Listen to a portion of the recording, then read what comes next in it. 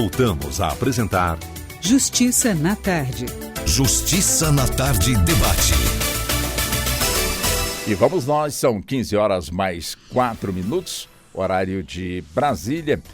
E a partir de agora nós vamos estar aqui com os nossos convidados, já presentes aqui no nosso estúdio da Rádio Justiça, com quem nós vamos estar aqui conversando, debatendo sobre o projeto que tramita no Congresso Nacional e cria esse projeto, o Marco Legal para a Indústria de Jogos Eletrônicos. O Parlamento debate pela regulamentação em relação à fabricação, importação, comercialização, o desenvolvimento e o uso comercial dos jogos, além de apresentar medidas para incentivar o ambiente de negócios e aumentar a oferta de capital para investimento no setor. Aí fica aquela questão, né? Aquela pergunta que não quer calar. E a saúde das pessoas que de alguma forma se envolverem, portanto, aí nessa questão. Principalmente em relação aos jogos, tanto os jogos eletrônicos, como também os jogos que de alguma forma vão estar aí disponibilizados também de forma eletrônica para as pessoas que queiram de alguma maneira se divertir. Vamos pensar, portanto, aí dessa forma. Daí é que nós convidamos, e já estão conosco aqui nos estúdios, os nossos convidados. Eu começo com o Dr. Brenner Garcia. Dr. Brenner, ele é psicólogo, ele que é neuropsicólogo, é especialista em depressão e também ansiedade. Ou seja, seja bem-vindo aqui ao nosso debate, que com toda certeza vamos, buscar muito com o senhor em relação, como também aos demais aqui, a essa questão posta, doutor Brenner. Seja muito bem-vindo, muito boa tarde para o senhor. Boa tarde a todos, muito obrigado pelo convite. Eu acho que é um tema aí que realmente é importante para a nossa sociedade, né? Eu acho que a indústria do entretenimento, né, faz avançar as tecnologias e a gente consegue também criar muitas coisas, mas também tem as preocupações com a saúde. Eu acho que tem que ter uma regulamentação onde quem fabricar o jogo, quem está envolvido nessa indústria também tem uma responsabilidade com o usuário. Né? A gente está vendo aí muitos casos, né? Eu atendo muitas pessoas que são viciadas tanto nas apostas esportivas quanto em jogos que são simples ali, mas que são muito fáceis de acesso ali instantaneamente. Muito bom. Então vamos ter realmente 2 horas aqui para entender melhor aí essa questão. Valeu. Né, doutor Felipe Sena, que também é advogado, é especialista em direito de jogos. Quer dizer, também um tema importante para ser debatido, até porque no nosso país é aquela questão, né? Mas o jogo é proibido. Sim, até que ponto o jogo é proibido, mas de forma eletrônica também é proibido, de forma eletrônica também de alguma forma compromete a saúde, ou compromete o bolso, ou compromete os dois. Um tema também importante para ser debatido. Seja bem-vindo, doutor Felipe. Boa tarde, Walter. Boa tarde, ouvintes. É um prazer estar aqui com vocês para debater um tema tão importante, que é o marco regulatório dos jogos eletrônicos. Espero que a gente tenha aqui um debate muito rico, com convidados extremamente qualificados. Muito obrigado ao senhor pela gentileza. Também cumprimento o Dr. Frank Ned Santa Cruz, que é advogado especialista no direito digital e constitucional. O Dr. Frank também é professor da nossa Universidade de Brasília, nossa UNB, e doutorando em Filosofia da Mente e mestrado em Inteligência Artificial e Gestão de Riscos. Dr. Frank, também seja muito bem-vindo. Prazer também recebê-lo aqui nos estúdios. Muito obrigado pela atenção com a emissora. Boa tarde para o senhor. Boa tarde, Walter. Boa tarde aos colegas de mesa, aos ouvintes. De fato, o tema é um tema importante. Acho que vamos ter aqui a oportunidade de caminhar por várias abordagens, inclusive de uma questão que chama-se o aprisionamento da visão. Os games, né, eles têm uma característica de aprisionar o olhar daquele que interage, e aí você tem diversas consequências a respeito disso. Então, acho que vai ser uma tarde interessante. Opa, já super interessante. Doutor Sérgio Garcia Alves é advogado de tecnologia e regulação. Ele é presidente da Comissão de Direito dos Jogos da nossa OAB, aqui da Capital Federal. Dr. Sérgio também é mestre em Direito e Tecnologia pela Universidade da Califórnia e mestre em Regulação pela Universidade de Brasília, nossa também UNB. Também seja muito bem-vindo, doutor Sérgio. Muito obrigado por aceitar o nosso convite. Boa tarde para o senhor. Muito obrigado, Walter. Muito obrigado à Rádio Justiça. Obrigado aos colegas aqui pela oportunidade de falarmos sobre esse tema.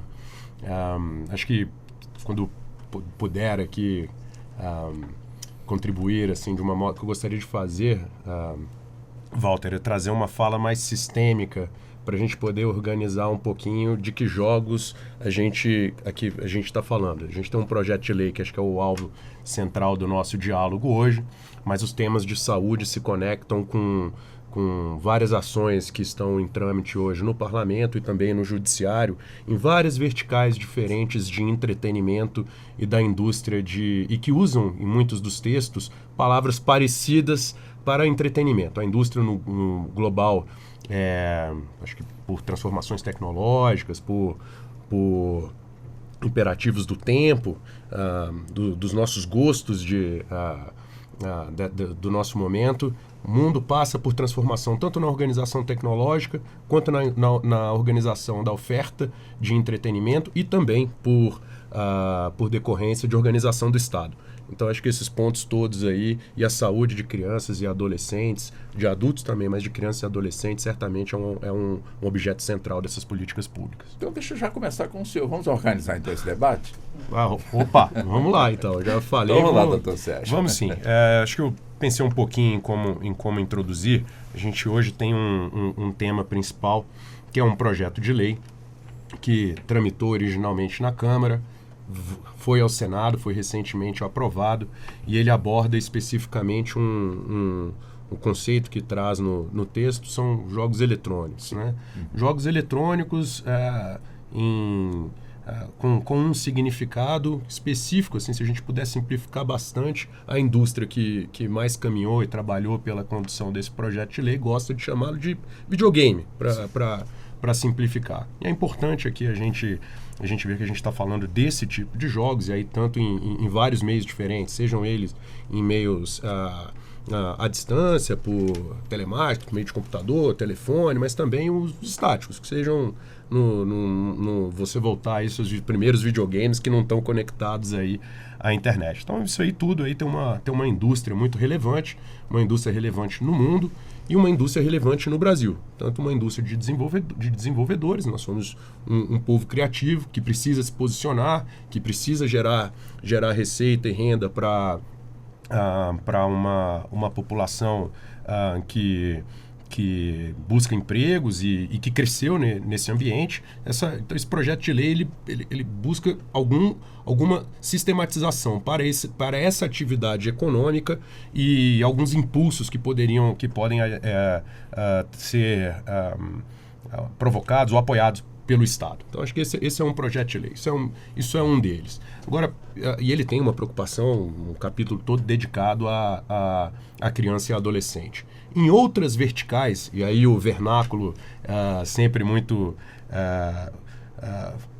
sensível, né? A gente usa mesmas palavras para alguns outros temas. Por exemplo, nós temos o Felipe integra também, é meu colega de direção da comissão, nós integramos uma comissão que a gente chama de Direito dos Jogos. E para dar esse nome, a gente levou um tempão até chegar. Estudou nos Estados Unidos, foi lá ver, chamava Gaming Law, Gambling Law, que são palavras próximas, mas que significam algumas coisas diferentes. E aí, nesse mesmo momento, nós temos projetos de lei tramitando no Senado e nas casas, na Câmara também, que organizam outras indústrias que usam a palavra jogo também, né?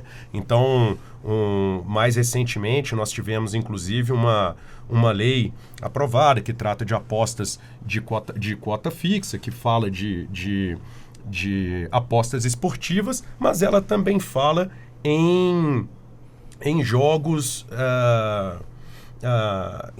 online, né? E jogos online aqui não são os jogos de videogame, são jogos de aposta que acontecem no ambiente virtual. E aí sim, mais próximo de um cassino online. Então aí a gente tem assemelhados de resultados, segundo a OMS, sobre os efeitos de um uso massivo, de uma dependência em essas diferentes modalidades, mas são em si mercados, indústrias com características distintas. Então a gente tem cada uma dessas verticais, seja inclusive cassino físico, isso tudo são, por falta de outras palavras, são jogos, são atividades de entretenimento. Então é importante a gente delimitar cada uma delas aqui. A gente pode aprofundar se for essa a sua condução, Walter, em diferentes verticais, mas hoje nós estamos falando, acho que o objeto central é essa da indústria de, vamos chamar aqui agora simplificadamente, videogames, né? Perfeito, são os jogos eletrônicos. Perfeito. Doutor Felipe, o senhor gostaria de trazer algo mais pelo que foi dito aqui pelo doutor Sérgio? Então, é muito interessante essa diferenciação feita pelo doutor Sérgio, porque realmente é importante distinguir isso aos nossos ouvintes. Esse marco regulatório que estamos falando é exatamente sobre os jogos eletrônicos, vulgarmente, popularmente chamados de videogames. Certo. Em que existe uma dinâmica ali em que o jogador participa, existem regras estabelecidas, existe um conjunto todo de interações e a finalidade, embora todos os jogos tenham a finalidade lúdica, eles se diferenciam dos jogos de fortuna online tratados pela Lei 14.790 de dezembro de 2023, porque nesses jogos de fortuna online nós temos um conjunto diferente. Esses jogos de fortuna online são popularmente chamados de jogos de azar, vulgarmente chamados de jogos de azar, que é um nome equivocado, pejorativo para uma atividade importante, ou de cassinos online. Nesses jogos de cassinos online, a gente tem o pagamento de um ingresso, um valor ali que o jogador despende para poder participar.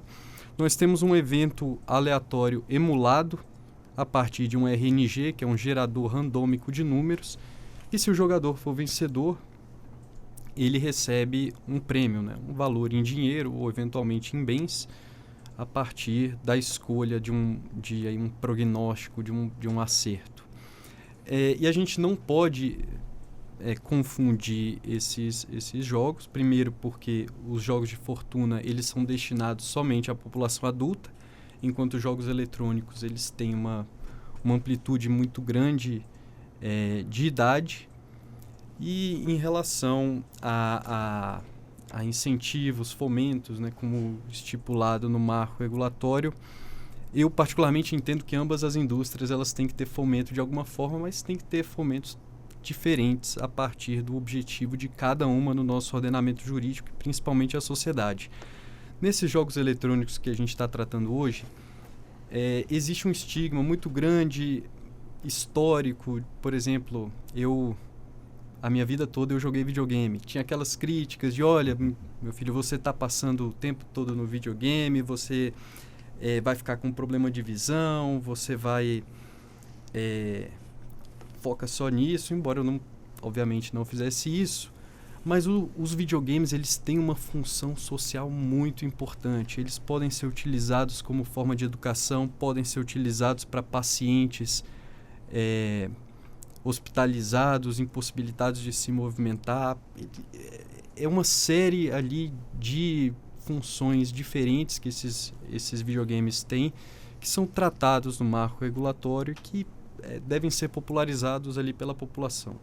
Vou trazer um exemplo aqui, já passar a palavra aos meus colegas, mas imagine um senhor de idade, aproximadamente 90 anos, acamado, hospitalizado, não tem a possibilidade de sair, de fazer alguma coisa diferente. Você, a partir de videogames, a partir de uma interação com esses softwares, pode dar um aumento, um up de dopamina para esse senhor, utilizando, por exemplo, tecnologias imersivas que muitas vezes estão relacionadas também aos jogos eletrônicos. Então, a gente pode utilizar na educação também, levar a criança, levar o adolescente a um local virtual em que é possível ver o que ele está aprendendo na prática. Por exemplo, jogos relacionados à história, jogos relacionados a ciências, física, química, tudo isso é possível, e é importante que a gente explore também o lado bom dos jogos aqui e a importância que eles têm para a sociedade. Doutor Santa Cruz, vamos com o senhor também em relação a essa questão. Dentro dessa abordagem que já foi colocada, né, nós temos aqui, à luz dessa questão de construção de pilares, os games, aqui no que estamos tratando, como jogos lúdicos, né, tem pelo menos 3 vertentes importantes. A dimensão lúdica dos games, que é do entretenimento. Você tem uma dimensão dos games de formação de escolarização dentro das escolas, mas também da formação dentro de empresas, onde você faz a qualificação ou requalificação de profissionais, e essa vertente que o colega falou, que são os jogos que eles dão suporte a uma melhor qualidade de vida. Seja uma pessoa, por exemplo, idosa, seja uma pessoa que tem depressão, e tem games que ajudam a pessoa a trabalhar com a questão da depressão. Isso é uma dimensão dos games importante. Isso é importante ser dito para já tirar assim de plano essa ideia de que games têm um grande aspecto de malefício à sociedade. É claro que algumas pessoas acabam perdendo o controle e torna aquilo algo prioritário em suas vidas, né? E aí pode gerar consequências que acho que o Brenner pode melhor falar conosco. Por outro lado, nós também temos que compreender que a população brasileira, ela passa por um processo de envelhecimento. Em 2050, segundo os dados do IBGE, nós teremos mais idosos no Brasil do que pessoas jovens. E claro, esses idosos também vão estar jogando games. Então, isso é importante ser dito porque o game, ele não é algo restrito a uma certa faixa etária. Somente o adolescente, o jovem. Também a população da idade melhor também é jogadora, e quanto a sociedade vai envelhecendo, até mesmo como uma ferramenta de entretenimento, porque ele acaba criando um espaço de socialização, um espaço de realização, também é uma ferramenta importante, né? Então tem essa dimensão. Uma outra dimensão importante é o impacto na economia. Nós estamos falando de uma indústria que movimenta valores significativos, não só no Brasil, mas no mundo.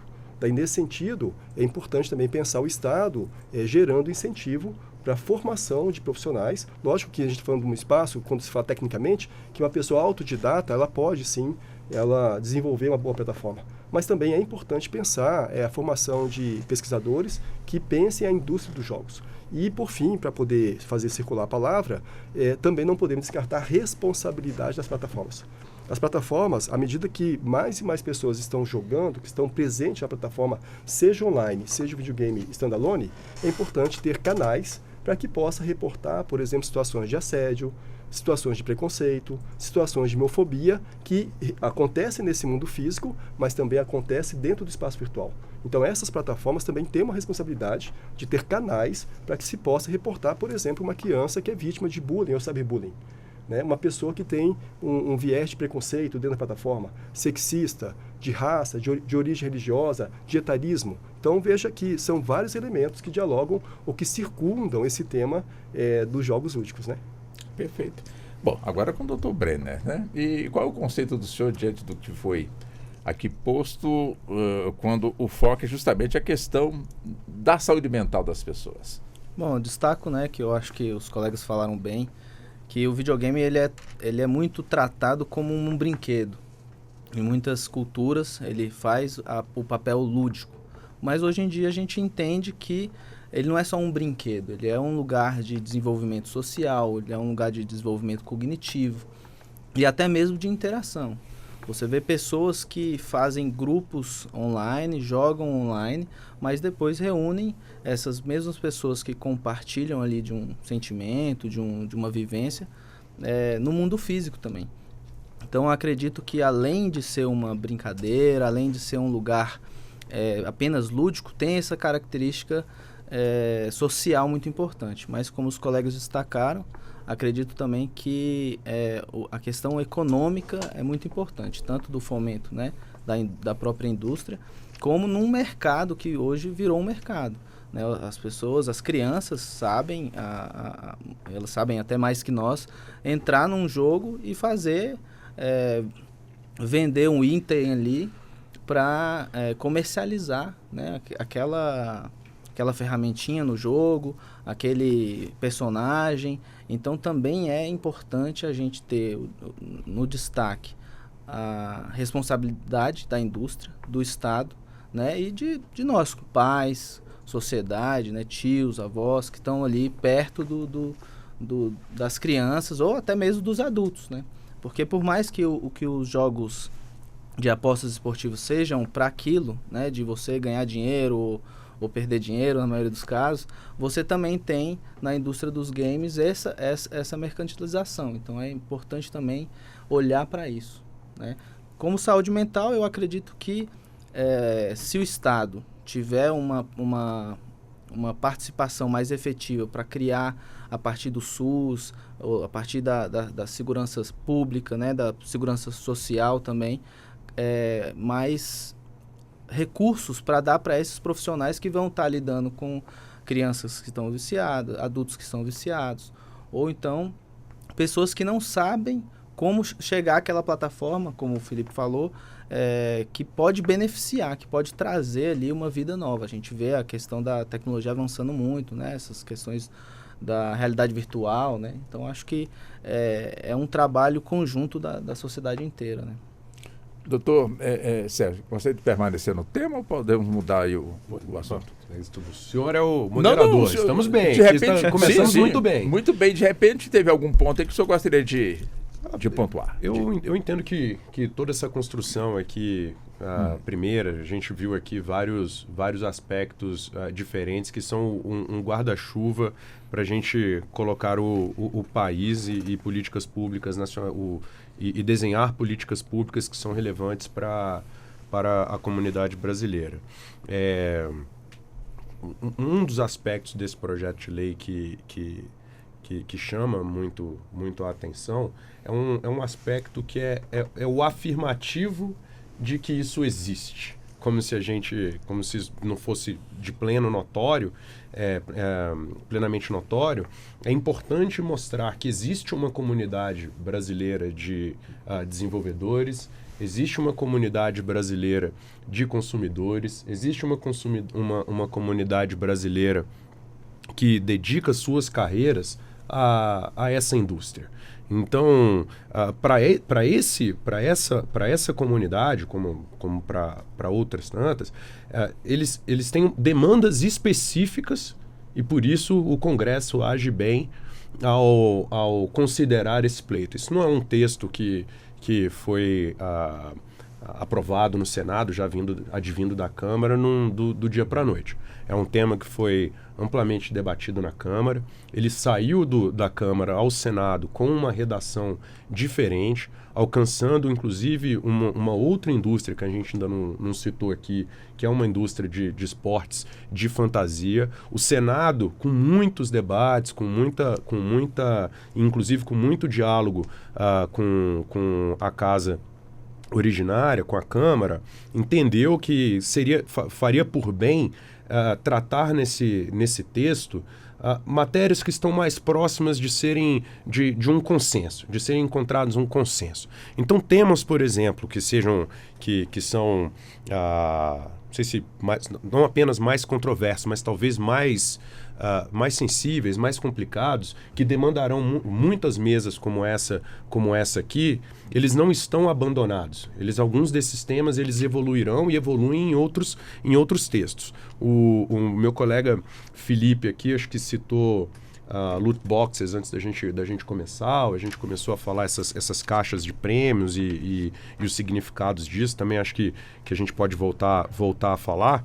Mas existem outros projetos de lei que tratam também, inclusive numa revisão do Código Civil hoje, que estão olhando para a proteção da criança e adolescente no ambiente digital sob uma perspectiva maior, sob uma perspectiva também de como os pais e as escolas lidarão com as nossas responsabilidades de zelar pelas nossas crianças, lidarão que tratam desses aspectos, alguns dos aspectos que o Frank comenta sobre responsabilidade de plataformas e de quem oferta esses produtos às nossas crianças. Então, assim, é importante dizer que esse projeto de lei, ele é um projeto de lei que está maduro, houve muito debate sobre ele, inclusive com vários endereçamentos relevantes para proteção à criança, criando alguns desses canais, uns canais de transparência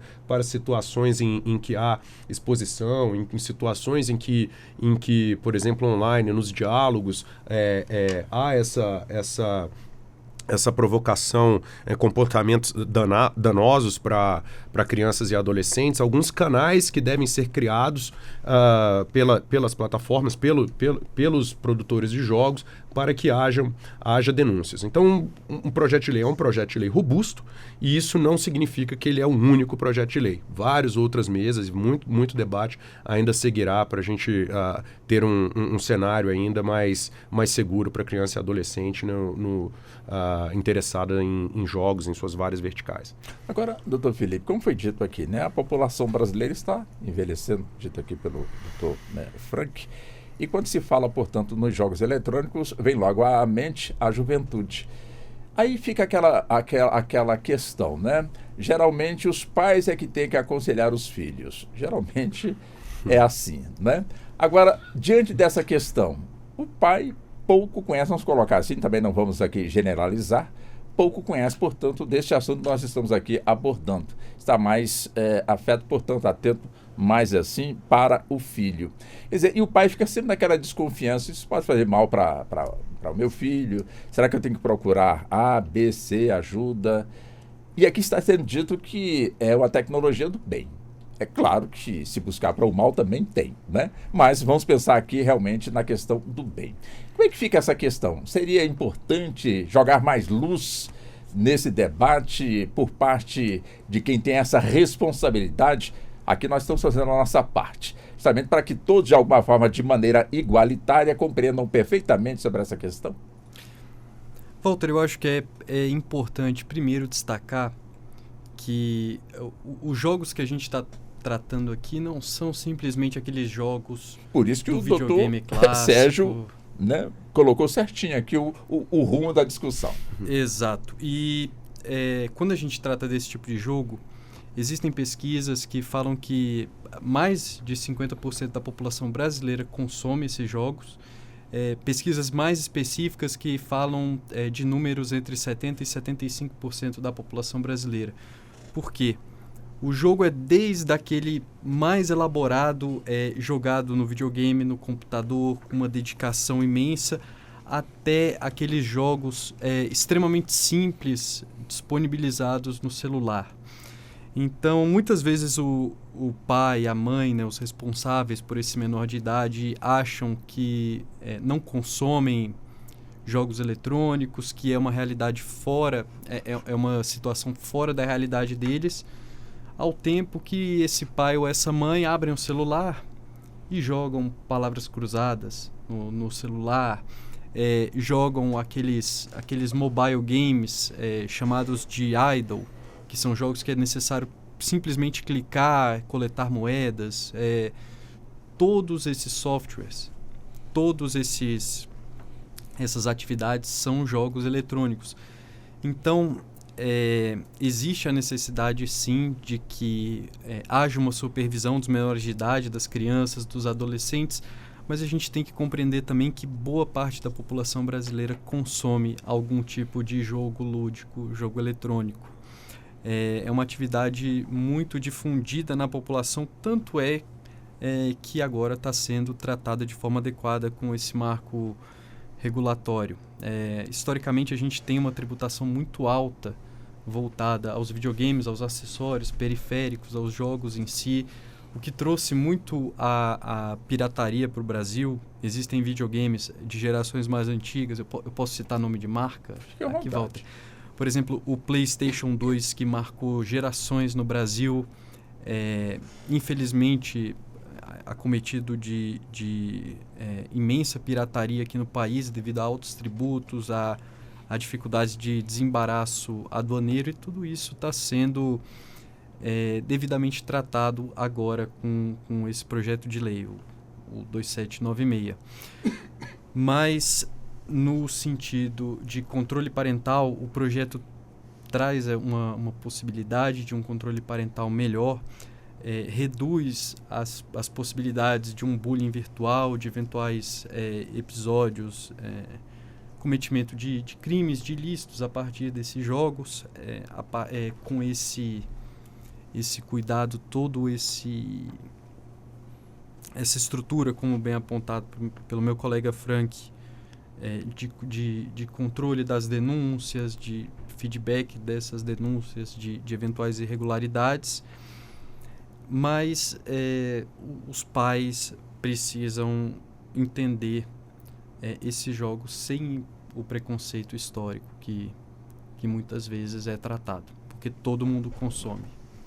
Dr. Frank, quer dizer, já tivemos episódios pelo mundo em que adolescentes com armas possantes invadem uma escola e promovem o massacre. E não deixa de ser comum comentários, colocações, isso aí aprendeu nos jogos eletrônicos. Enfim, até que ponto, de certa forma, precisamos realmente desmistificar, orientar e também entender a nossa mente em relação, vamos colocar assim, essa novidade que aos poucos vai chegando ao ponto de parte da população temer a inteligência artificial, com colocações de que num futuro não tão distante assim, os robôs estarão dominando o mundo. Walter, olha, essa provocação ela é muito interessante e eu começaria abordando essa questão quando se diz os jogos, é que os jogos, eles fazem parte desde as sociedades mais primitivas da construção do indivíduo. Quando você pesquisa qualquer sociedade primitiva, existem situações, existem interações baseadas em jogos. O que nós vivemos hoje é a transmutação desses espaços de interação social, desse espaço de estabelecimento de relações para um espaço digital que é mais facilmente acessível, né, e dá uma certa autonomia maior ao indivíduo. Então essa é a primeira questão. Nesse sentido, não me parece razoável tentar demonizar esses espaços como construtores de mentes malignas que vão sair dali com uma intenção de criar ou causar massacre, né? Isso, se nós pensarmos como jogos, isso poderia também, qualquer outro tipo de brincadeira mais intensa, também criar essa formação, né? Então, acho que esse é o primeiro ponto. Quer dizer, os games, necessariamente, não são os construtores desse desvio de conduta das pessoas. Acho que esse é um aspecto importante. Um outro aspecto que dialoga com isso é uma urgência que nós temos na sociedade brasileira, e diria também que em outras sociedades, do letramento digital. O letramento digital, então, é uma dimensão que vai dialogar com as pessoas sabendo ou informando ela das consequências do uso das tecnologias. As tecnologias trazem uma série de benefícios, né? Nesse exato momento nós estamos aqui conversando, o programa é transmitido, várias e várias pessoas estão assistindo, vão poder assistir depois, isso é fruto da tecnologia. Então a tecnologia ela traz uma série de benefícios, mas como toda tecnologia, também, se não bem utilizada, se não bem orientada, também pode trazer malefício. E aí existe uma questão importante que as pessoas elas precisam ser letradas digitalmente, elas precisam ser ensinadas a como extrair o melhor benefício das tecnologias, mas também como estar em prontidão para os riscos que a tecnologia oferece. Porque muitas vezes quando a pessoa não é ensinada a perceber esse risco, ela não consegue perceber, porque ela não tem vocabulário para poder perceber o risco. Então essas são algumas dimensões. E a inteligência artificial, eu acho que mais à frente a gente pode aprofundar mais nesse tema, é uma questão inexorável. A IA está presente. Este ano nós vamos ter tantas mudanças nesse espaço das IAs, não só dentro da questão dos games, mas dentro de outras esferas da sociedade, e cada vez com maior velocidade vão estar presentes. Agora, uma questão que eu gostaria de destacar a partir das colocações que o Dr. Felipe Sérgio fez, é que ele falou sobre a questão da comunidade brasileira de games, né? E daí, nesse aspecto, e claro que eu sei que o PL, ele não é a solução para todas as questões, e nós estamos dentro de um sistema jurídico, onde isso dialoga com outras normas, né? Mas nós também temos, talvez, pensar sobre o patrimônio digital. Porque nós estamos falando de pessoas que estão jogando, dentro dessa prática do jogo, estão construindo um patrimônio, seja um personagem com mais poder, um personagem com mais atributo, um personagem com uma série de coisas, que ele investiu tempo na construção desse personagem, e a pergunta que pode surgir é, e depois? Quando essa pessoa talvez perdeu o interesse, esse patrimônio que ele construiu se perde? Ou ele tem o direito de comercializar esse patrimônio com outro jogador, talvez até mesmo deixar como sucessão para alguém? Então essa é uma outra questão também que a gente precisa, eu acho que jogar um pouco de luz sobre o patrimônio digital que é construído a partir das interações com games. Porque nós estamos falando aqui de tipos de moedas, talvez, que tem um valor, talvez não nesse mercado presente, mas tem um valor dentro da comunidade de gamers. Então eu penso que esse é um ponto também a se pensar. Provocação é boa. Olha, eu vou só... Desculpa, Felipe. Eu vou só fazer um elogio a essa TV Justiça aqui, a rádio. Há alguns anos eu tive a oportunidade de participar aqui participar de uma mesa aqui de uma pessoa que discutia sucessão em seus direitos de personalidade digitais. E foi uma dissertação, acho que era uma dissertação de mestrado, um texto fantástico. E eu nunca tinha estudado a matéria, eu achei assim, nossa, que coisa moderna. Você já deve ter quase 10 anos que eu vim aqui.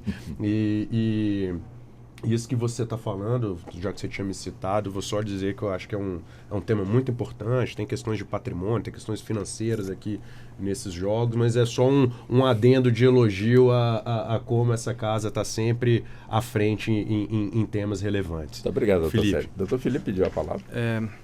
Primeiramente, esse debate sobre o patrimônio digital, a sucessão do patrimônio, é extremamente importante. Eu acredito que a gente tem que entrar nesse debate, principalmente agora com a criação de jogos que adotam NFTs, que adotam criptomoedas, mas fazendo apenas aqui um adendo a esse debate sobre a questão das armas, da violência. Primeiramente, aqui no Brasil, a gente teve por muitos anos a restrição de comercialização de um jogo chamado Counter-Strike. Porque, em tese, ele aumentaria episódios de violência, ele geraria gatilhos de violência aos jogadores. Após esses anos de restrição, a gente teve ele amplamente comercializado de novo. Incrivelmente, o Brasil é um dos países que tem mais equipes de alto nível nos esportes, no Counter-Strike.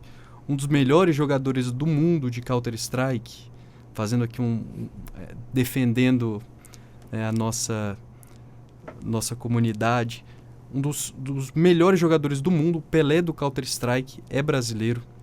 O Brasil tem um extremo impacto positivo nesse jogo. A gente compete em campeonatos internacionais, é finalista de campeonatos internacionais por várias vezes. Então, assim, existia esse estigma, mas por trás a gente tinha uma potência nos esportes que estava sendo tolhida por uma proibição aí pouco justificada. E nesses episódios, por exemplo, que acontecem nos Estados Unidos, de uma criança pegar uma arma de fogo e a escola cometer atrocidades, a gente tem que entender outras coisas que estão por trás. O Dr. Brenner pode dizer muito bem, essas crianças sofreram bullying na escola. Como está a relação interpessoal dessas crianças na escola? Porque existe algum motivo que ela está cometendo esse ataque, por exemplo. Outra coisa, será que o fácil acesso a armas não potencializa esses episódios? Será que a culpa realmente é dos jogos? Ou isso é uma pressuposição, um pressuposto falho em relação à culpa dos jogos de eventuais episódios de violência? Tudo isso tem que ser muito bem pensado, porque pelo menos para mim esse episódio do Counter-Strike mostra que às vezes atrás de uma cortina de fumaça criada existe uma coisa muito boa. A gente, como disse, a comunidade do Counter-Strike no Brasil é muito forte, nas competições internacionais o Brasil é muito forte. Então, isso tem que ser muito bem pensado, né? Como o senhor foi citado, doutor Breno, fica à vontade para responder, mas sim. eu deixo uma outra questão para o senhor. Diga. Quer dizer, ainda hoje é comum termos aí no início de qualquer filme na televisão, ou então num cinema, tem lá, portanto, a classificação etária, né? Quer dizer, nessa questão que estamos aqui abordando, é importante também que se preste atenção nessa questão da classificação, esse tipo de jogo para tal idade, quer dizer, orientar o pai, orientar os pais. Deixo também essa questão para o senhor, mas o senhor pode responder também ao doutor. Cientificamente falando, já caiu por terra essa questão de que os jogos agravam ou facilitam, né, os jovens a saírem matando, efetuando algum tipo de violência, né? O doutor Felipe falou muito bem sobre a questão da facilitação das armas, do contexto, do bullying, né? Porque toda exclusão gera uma inclusão. Então, se a pessoa é excluída na escola e começa a frequentar comunidades, a gente recentemente teve aquelas questões do Telegram, de grupos, né, neonazistas que estavam promovendo ou praticando bullying e até assassinatos nas escolas aqui no Brasil, por conta dessa situação, né? Do enfraquecimento do sujeito na escola ou na sociedade, que acaba levando ele a se sentir mais pertencido em outros grupos, né? Não é o jogo que está estimulando, né? Eu acho que todas as gerações tiveram envolvimentos com cenas de horrores ou cenas de guerra e não saem por aí causando atrocidades. Então é toda uma questão delicada, mas que cientificamente falando já caiu por terra, não tem mais essa questão. Eu acho que esse preconceito a gente tem que debater sempre para cair, né, isso, e entender que os jogos facilitam até convívios, né, fazem aqui o que a gente já falou bastante, que é essa integração social, né. A questão da classificação indicativa, né, hoje dos jogos, né, dos filmes, eu acho que isso pela lei, né, a gente entende que é uma indicação, né, não é mais censura, né. Então, a criança, por exemplo, para ver um filme de 12 anos, se ela tiver 10 e for acompanhada aos pais, e os pais permitirem, ou algum responsável, né, acho que podem permitir essa criança participar de algum filme que tenha nudez, né, que tenha violência. Eu acho que os jogos também. Uma coisa que é importante é que hoje, com os nossos pais trabalhando simultaneamente, então a gente tem geralmente a mãe e o pai indo trabalhar, a criança fica geralmente com os avós ou com outra pessoa, os pais chegam à noite para descansar, tem que ficar com a criança, não estão, né, muito preparados para isso e também querem descansar. Aí começam a jogar um joguinho ali de matar a cobrinha e deixa o filho também no celular vendo um TikTok, vendo um Instagram, e aqueles conteúdos estão passando para a criança e o pai não está nem percebendo. Então acho que é importante talvez ser veiculado com mais eficiência, eficácia, para que esses pais comecem a prestar atenção nisso. Hoje a gente tem estudos neuropsicológicos que é importante diminuir o tempo de tela. Mas como é que eu vou diminuir o tempo de tela do meu filho se quando eu chego em casa, trabalhei 10 horas, peguei uma condução e tal.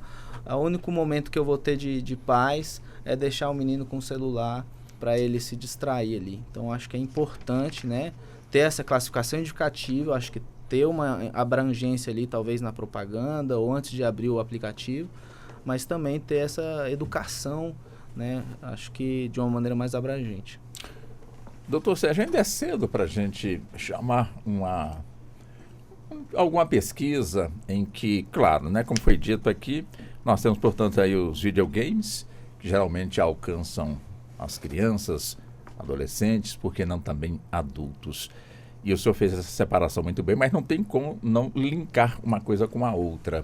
Ou seja, nos jogos online, quer dizer, seria a iniciação dos videogames para os jogos online, ou seja, ou quem de alguma forma está devidamente consciente daquilo realmente que quer, em que pese que a pessoa, uma vez adulta, também ela pode tomar o rumo também que quiser, né? Evidentemente obedecendo também às nossas leis.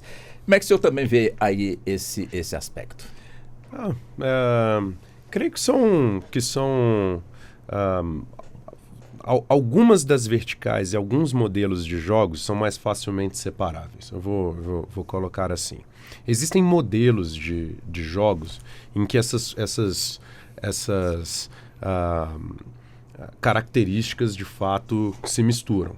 E elas não precisam se misturar especificamente com uma transação financeira em que você faça uma aposta num videogame para ter uma experiência parecida com aquela emoção do que está por vir, do incerto, do randômico, do prognóstico. Existem mecanismos em jogos tradicionais de videogames que emulam essa nossa curiosidade de saber o que vai acontecer ali na frente, né? Então existem sim algumas desses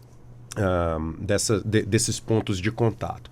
Mas também há algumas outras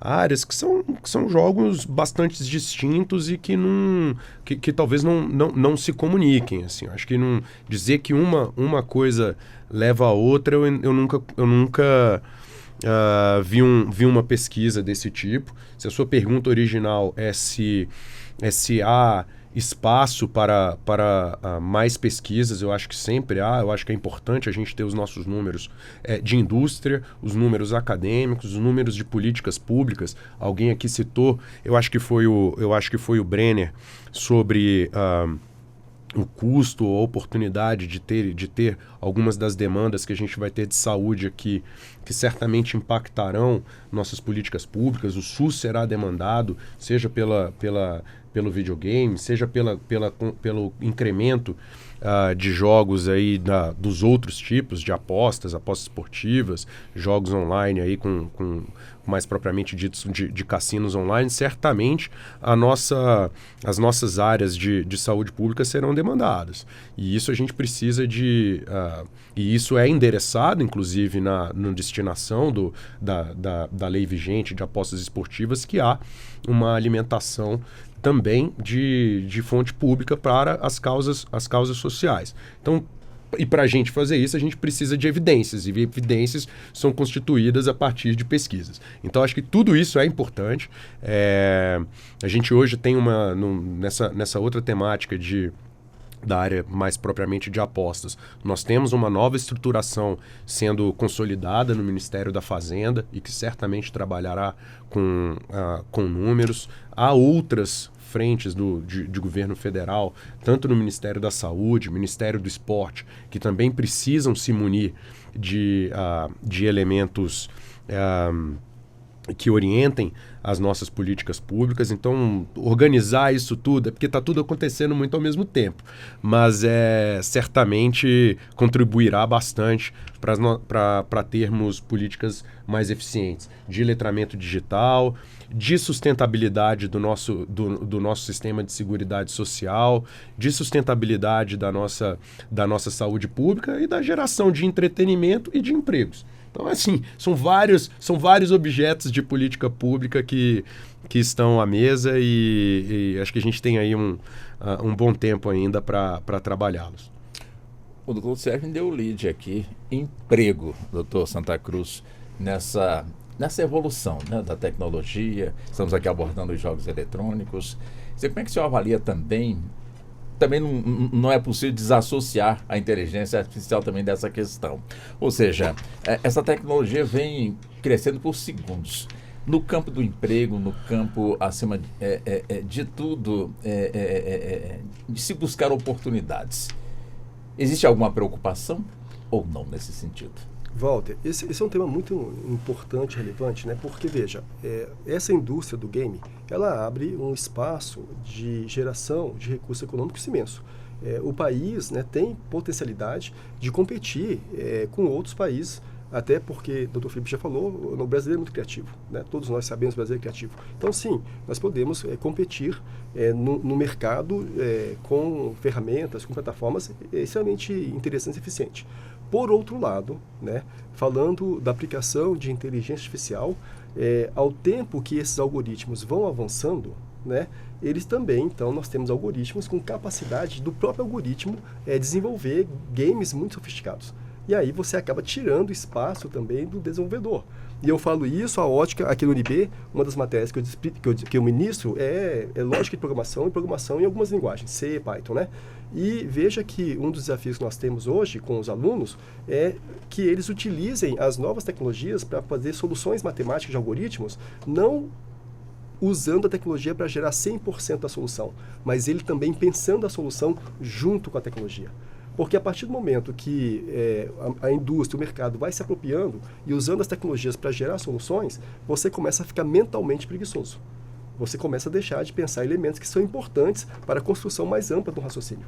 Então, o que eu quero dizer com isso é que, sim, nós temos aqui um espaço imenso de economia, porque isso gera um mercado consumidor que compra atributos, né, que tenta comercializar, mas, por outro lado, o mercado de quem desenvolve isso, à medida que as tecnologias de IA vão ficando mais potentes, também pode afetar esse mercado. Porque agora você pode ter uma empresa que, em vez de contratar 20 desenvolvedores, contrata lá 4 desenvolvedores que são bons operadores de prompts de chat. e a partir desses prompts vão gerando soluções com uma velocidade maior e sem o risco do negócio e sem o ônus das responsabilidades trabalhistas com aqueles 20 desenvolvedores. Então essa é uma questão. E um desafio imenso, né? Para um país como o nosso, com grande desigualdade, é um grande desafio. E o fato é, o Dr. Filipe falou, nós estamos tudo isso acontecendo com uma velocidade muito grande e nós temos que, sim, mais do que somente dentro da casa legislativa pensar isso, temos que pensar também isso socialmente. E a velocidade é uma velocidade imensa, né?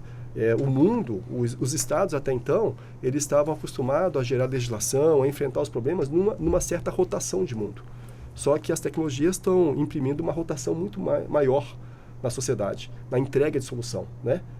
Só para pegar um exemplo, e sem querer sair do games, mas como exemplo, em 2022 foi entregue uma primeira versão do ChatGPT. De lá para cá, o quanto essa tecnologia avançou e o quanto vai avançar esse ano, as tecnologias de prompt, né? Quer dizer, é uma velocidade muito grande. Existiu uma legislação sendo criada, quando terminou-se a legislação, surgiu uma nova tecnologia que a legislação nem previa. Então, eu não quero sair do tema games, né? Mas o que eu quero dizer é que tudo isso está interconectado, mas com uma velocidade muito grande. Já atingimos o ápice dos games, Dr. Filipe? Ainda é preciso avançar muito ainda? Eu acredito que a gente, na verdade, aqui está no início... Está engatinhando? Engatinhando. O marco regulatório foi uma abertura desse mercado e uma abertura para se debater temas correlatos a esse mercado. A gente tinha um tratamento muito superficial da matéria e a gente está falando de um setor muito importante. Existem especialistas, né, pesquisas que indicam que o setor de games potencialmente é maior do que o setor de cinema, incrivelmente. Então a gente está em um momento muito inicial.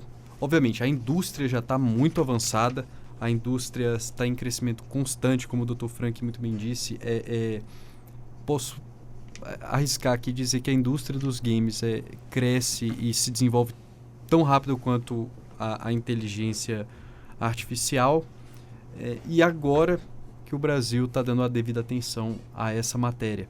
E eu digo mais, eu acredito que, embora seja um projeto maduro, um projeto que inicia esse debate, existem várias frentes que a gente ainda precisa debater com mais cautela e mais atenção.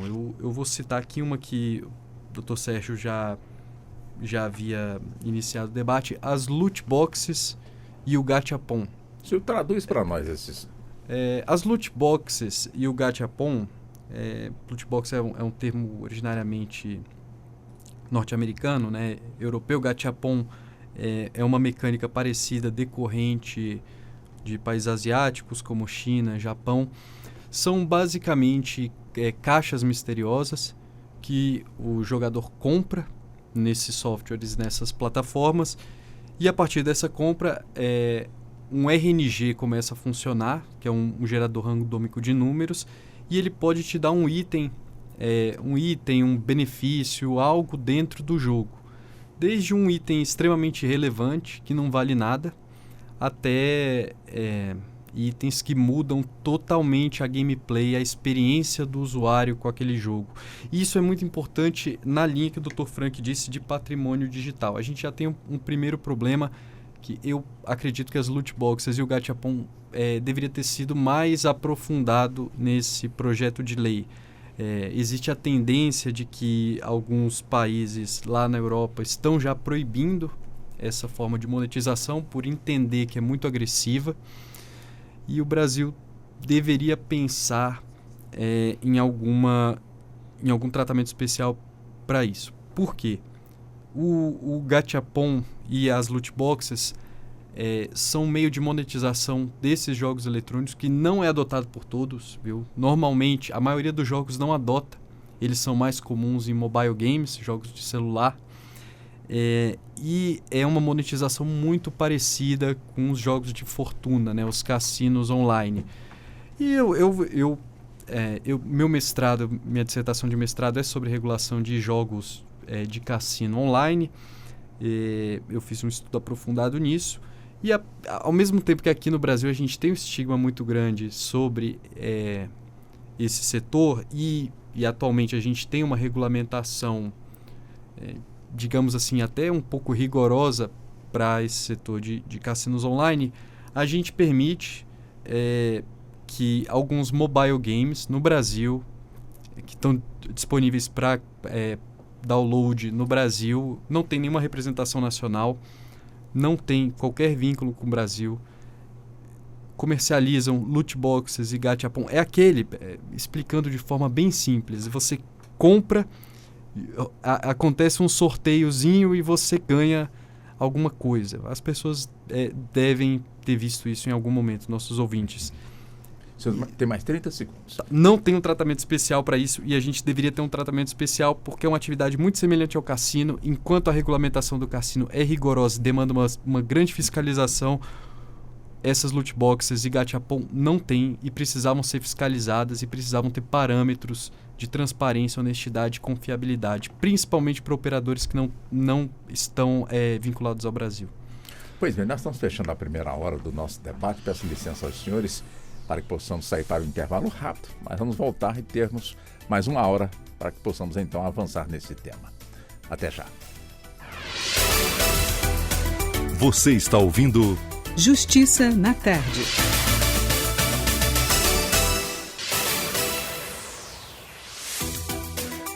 Voltamos a apresentar Justiça na Tarde. Justiça na Tarde Debate. 16 horas mais 3 minutos. Estamos retornando, já entrando na segunda hora do nosso debate, hoje aqui no estúdio da Rádio Justiça, com os nossos convidados, Dr. Sérgio Garcia Alves, ele que é advogado de tecnologia e regulação, presidente da Comissão de Direito dos Jogos da OAB-DF, mestre em Direito e Tecnologia pela Universidade da Califórnia, mestre em Regulação pela Universidade de Brasília. Também conosco, Dr. Felipe Sena, que é advogado especialista também em Direito de Jogos. Também conosco o Dr. Frank Ned Santa Cruz, advogado especializado no Direito Digital e Constitucional, professor universitário na UNB, doutorando em Filosofia da Mente, mestrado em Inteligência Artificial e Gestão de Riscos. Também conosco o Dr. Brenner Garcia, ele que é psicólogo, neuropsicólogo, especialista em depressão e ansiedade. E o assunto que hoje nós estamos aqui abordando está relacionado, portanto, com o debate que vem ocorrendo, como também o projeto vem sendo debatido no Congresso Nacional sobre a criação do marco legal para a indústria de jogos eletrônicos. Eu volto então aqui com o Dr. Brenner, pelo que já foi dito aqui pelos demais participantes também, chegou até o senhor, quando se fala justamente dessa questão do desenvolvimento dessa tecnologia, quer dizer, não tem mais volta, mas contudo a gente ainda percebe um certo, eu não sei se é uma falta ainda de, vamos colocar assim, uma falta de conhecimento, se esse é o termo correto, mas ainda temos escolas no nosso país, não importa se pública ou então privada, que ainda não permite 100% que o aluno leve o celular para dentro de sala. Quando falamos no avanço da tecnologia, falamos na utilização também dessa tecnologia nas escolas, que é onde se fomenta, portanto, aí o futuro dessas crianças, temos também essa questão. É uma questão acertada ou que precisa, de alguma forma, ser mais debatida e chegar a uma conclusão, doutor Brenner? Com certeza eu acho que tem que ter mais debate, né? Não dá para questionar a tecnologia a ponto de criar preconceitos de que ela vai demonizar, né, ou tirar o aluno ali o tempo todo do conhecimento, da sabedoria da sala de aula.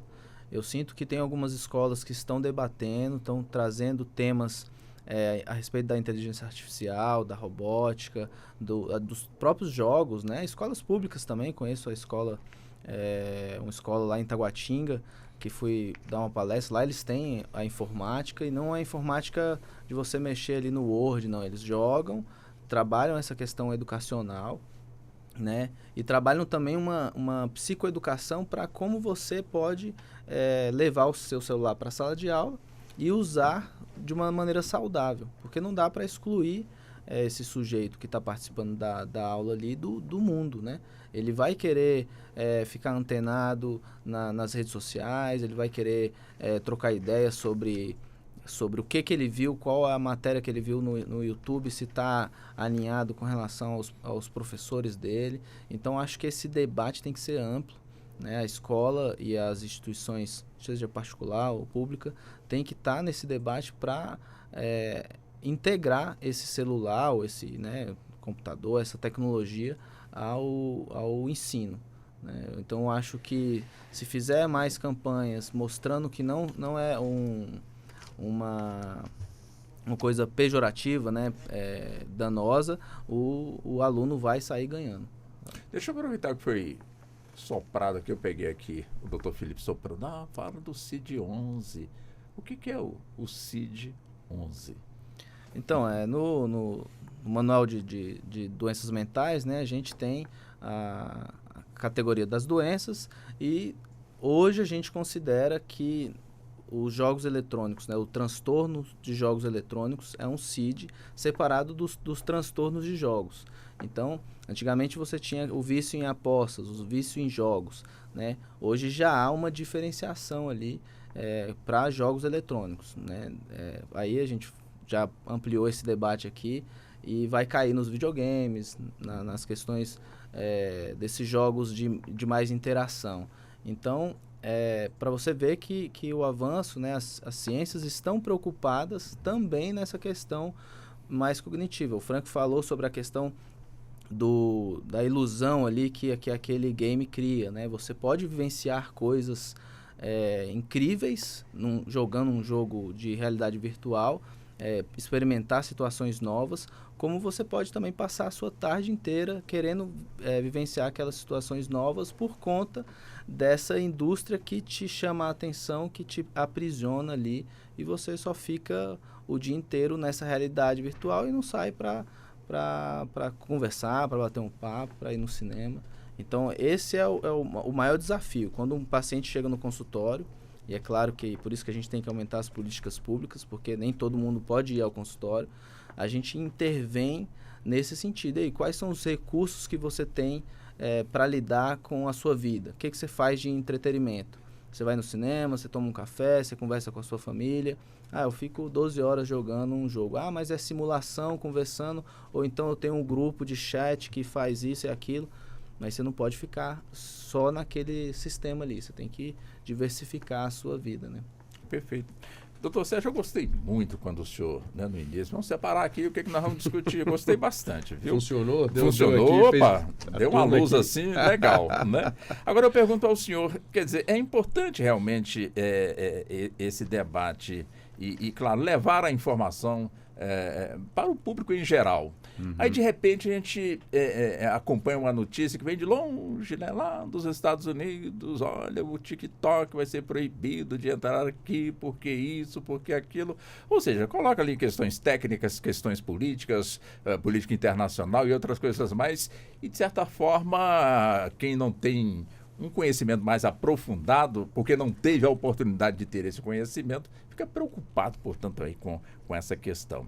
E outra questão também que eu abordo com o senhor, de que forma o senhor preside, portanto, uma comissão importante, todas são importantes na OAB, as comissões, mas a Comissão de Direito de Jogos aqui da nossa Ordem dos Advogados, realmente importantíssima, né? Principalmente nesse momento em que o país está debatendo essa questão. Que tipo de contribuição a comissão tem prestado, portanto, à sociedade nos seus debates? E também sobre essa questão, né? De repente, a gente acompanha a notícia como essa que foi citada aqui, é motivo para preocupar aqui também, não é? É ampla, não é? Enfim. Sérgio, só fazer uma breve observação. Nossa comissão é a primeira do Brasil, hein? Opa, que bom você ressaltar. Ótimo. O Walter, acho que eu vou de novo aqui tentar buscar aqui, separar as duas aqui. Pronto. Seja a indústria de videogame, seja a indústria de tecnologia na parte digital, internet, tudo que a gente está vendo de revoluções, ela se atualiza com muita rapidez. Então, algumas redes sociais nasceram com um desenho, depois de um tempo, seja por imperativos públicos, seja por imperativos legais, seja por imperativos comerciais, ajustaram seus modelos de negócio, passaram a oferecer serviços diferenciados, né? Existem algumas dessas redes que nasceram com uma configuração e com tempo depois desenvolvem, até porque no começo você é uma empresa nascente, você não nasce já com toda uma estrutura, oferece seu produto para o mercado global, você não sabe nem onde é que ele vai bater como sucesso mercadológico. Então, em alguns casos, isso é uma das características desses negócios digitais, que escalam muito rápido, que têm efeitos de serem acessíveis em praticamente qualquer lugar. Algumas empresas levam mais tempo para aprenderem a lidar com uma comunidade onde ela chega. Então, se uma empresa alemã que vem ao Brasil, não é exatamente a mesma oferta que ela vai fazer nos Estados Unidos, ou as nossas questões são próprias, né? E aí ela vai fazendo seus ajustes. Os Estados Unidos têm questões que vamos dizer assim, de preocupações deles, de busca daquele país, que são um tanto diferentes das brasileiras. Sejam elas em razão de eles serem certamente a maior potência do planeta, várias indústrias concorrem em economia com ela. Isso pode ser uma das vertentes. Mas o produto em si, que você cita, é um produto de sucesso enorme nos Estados Unidos. Como ele é sucesso enorme aqui. Gera receitas para as pessoas. Hoje em dia, pessoas tem um clube de livros, por exemplo, nessa empresa, que influenciam, sei lá, milhares de pessoas a mergulharem no mundo das letras. Então a gente tem, sim, interesse em conhecer esses e outros, e as empresas vão melhorando seus produtos aqui no país. Isso é uma das frentes. Em relação à comissão, Walter, a gente teve a ideia, buscou anunciar pessoas que tivessem interesse, que não se conheciam, mas que estavam ali fazendo algumas pesquisas, publicando, e foi assim que a gente se juntou, meio na aventura, e falou, vamos criar essa comissão. A presidência da OAB abraçou o tema. A gente sabe que muitas vezes ele poderia ser sensível, mas como você falou aqui, não fujamos aos temas que são realidades sociais, e a OAB aqui do Distrito Federal criou essa comissão. Então, a gente tem uma sorte grande de conseguir de ter pessoas na comissão que não são apenas de formação jurídica. Então, nós temos pessoas especializadas de mercado, consultores, e não apenas do Distrito Federal. Hoje, em razão também da internet, a gente tem gente que está estrangeira, que está em Portugal, que está na Suécia, que está em Macau, acompanhando o mercado brasileiro e de olho na evolução, seja porque vai trazer produto para cá, seja porque faz pesquisa. E todas as vezes que eu abro uma reunião da nossa comissão, ou que a gente faz um evento público, eu faço notar que a intenção dessa comissão ela é de educação e também de formação de pessoas, seja de pessoas que já estão na indústria, seja de pessoas que querem conhecer. Isso é uma função de comissões da OAB, você educar pessoas para desenvolver suas atividades profissionais. E eu tenho segurança e convicção de que algumas das pessoas que não estavam inseridas nessa indústria, que passaram a participar da nossa comissão e de outras que existem no Rio de Janeiro, nossos colegas do Rio, do Maranhão, que também tem comissões relevantes, estão formando pessoas para atuarem como advogados, como consultores, como psicólogos, que estão especializados nessa indústria. Então, acho que a OAB tem essa casa também de formar novos profissionais. Eu tenho realmente bastante felicidade de a gente ter conseguido depurar alguns desses temas na comissão. Que ótimo. Obrigado. Bom, deixa eu voltar com o doutor Santa Cruz. Doutor Santa Cruz, eu quero voltar com o senhor sobre a questão que o senhor levantou aqui, que é o patrimônio digital. E agrego também aqui essa colocação, um outro ponto também que me parece pertinente, é que já tramita no Congresso Nacional por conta justamente da inteligência artificial, onde se fala no desemprego, como também em novos empregos, mas pelo menos em relação aos empregos que irão sumir, ou pelo menos as empresas que irão utilizar as máquinas para substituir os empregados. Então já tem lá um projeto circulando, ou pelo menos tramitando, para poder taxar essas empresas que vão preferir as máquinas do que os funcionários, os empregados, em 3%, me parece, da renda bruta, portanto, dessa empresa. Ou seja, para forçar realmente a manter, portanto, aí a pessoa em si ali trabalhando. Não sei se irá sustentar por muito tempo, enfim. Mas eu gostaria de começar com o senhor sobre esses dois aspectos. Tá. Walter, falar sobre a questão do patrimônio digital tem várias dimensões, né? Uma dimensão é essa dimensão, a pessoa que está exercendo a atividade do game, seja de forma profissional, é um atleta do game, né? O PL reconhece, então, a profissão como atleta jogador, né? Então, seja ele um atleta, seja ele alguém que usa de forma lúdica, mas que também tem um empenho, ele vai, no decorrer da sua jornada, criando um patrimônio. Porque ele investe tempo, muitas vezes ele compra itens, e esse patrimônio tem um valor dentro dessa comunidade, né? Então aí surge uma primeira preocupação, como que se dá a sucessão desse patrimônio construído, é uma dimensão.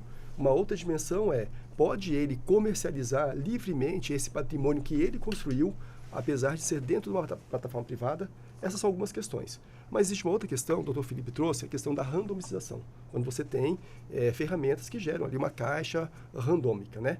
E aí essas caixas randômicas geram um risco ao patrimônio. Porque, veja, essas interações randômicas, elas são criadas a partir... Caixa randômica? Eu gostaria de ouvir mais um pouquinho. Essas caixas, elas são dispositivos, são ofertas, são desafios que são apresentados a partir de uma descoberta randômica, aleatória. Então, é como se fosse quase que um biscoito da sorte. Entretanto... Ou uma caixinha da sorte. Uma caixinha da sorte. Entretanto, o ponto importante é que essa caixa da sorte, esse biscoito da sorte, ele é feito ou é criado a partir de uma função computacional matemática randômica, que é totalmente controlada pelo desenvolvedor. E se ela é totalmente controlada, para quem está utilizando, tem uma aparência de ser algo que foi uma sorte, mas que está estatisticamente programada para quando e quantas vezes aquela sorte vai acontecer. E daí, igual a Mega Sena? Não é igual a Mega Sena. Diferente. É bem diferente, porque aqui... Os parâmetros da Mega Sena. A Mega Sena, tá você não controla os números que vão ser sorteados. Aqui você tem como controlar. E daí você tem uma questão aqui, que com uma coleta massiva de dados, você falou do TikTok, né? Sim. Com uma coleta massiva de dados, as plataformas, elas conseguem muito bem calibrar quantas vezes que o prêmio maior vai ser ofertado, de forma a não gerar uma insatisfação na comunidade. Então a comunidade fica ali iludida, achando que de fato está sendo beneficiada com aquilo, mas não está. Essa é uma dimensão.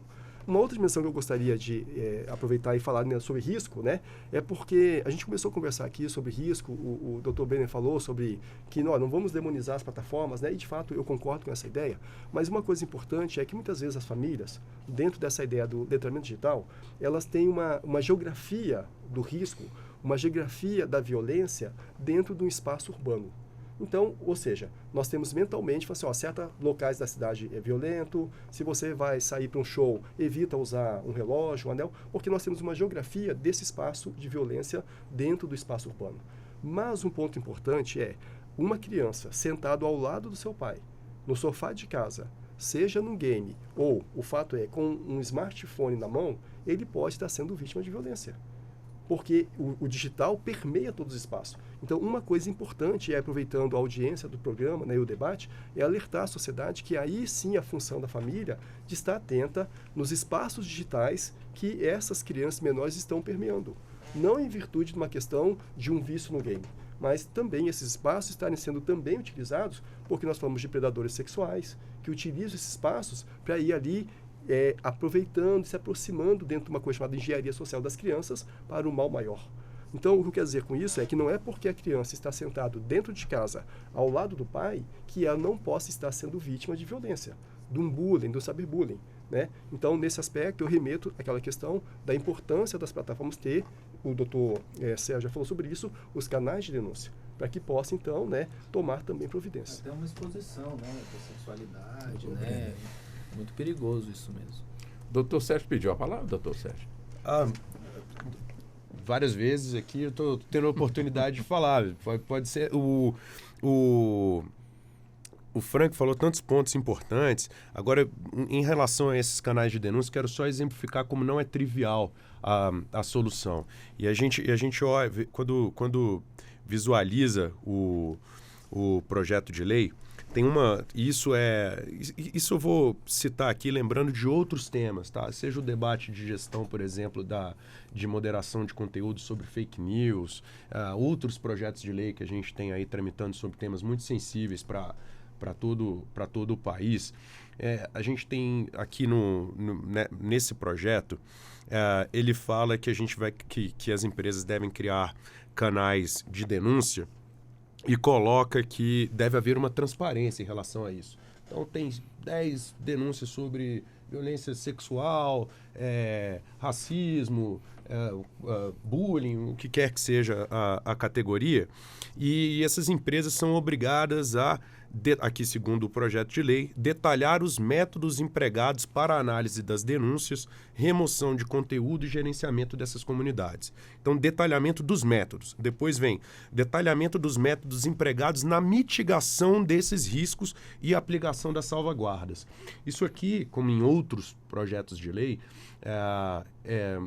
normalmente as empresas de tecnologia, e nenhuma delas está aqui para criar gerar insegurança, a gente argumenta que há sim um risco em apresentar um nível de granularidade tal de como a gente emprega os métodos de mitigação de riscos, porque você gera um canal também daquele que é o malfeitor, que está ali com uma ação não desejada, de ele ter conhecimento de como é que eu controlo essa informação. Isso é algo também que a gente encontra em outro texto, mas como a gente está falando aqui de temas relevantes e equivalentes em relação à moderação de conteúdo, a problemas de ambiente